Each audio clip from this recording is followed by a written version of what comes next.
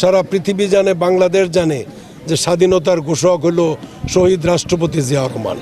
শহীদ রাষ্ট্রপতি Ziaur রহমানেই I revolt বলে বিদ্রোহ করেছিলেন। কর্নেল অলি একজন ক্যাপ্টেন ছিলেন, তখন মেজর ওইখানে শওকত ছিল, তারপরে খালেকুজ্জামান ছিল, কর্নেল অলির সিনিয়র অনেক অফিসাররা ছিলেন একই ইউনিটে।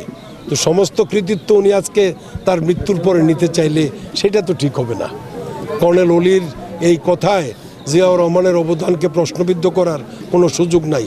আমিও জেট ফোর্সে ছিলাম, কর্নেল অলি আমার কোম্পানি কমান্ডার ছিল, আমি স্টুডেন্ট প্লেটুনের কমান্ডার ছিলাম তার আন্ডারে।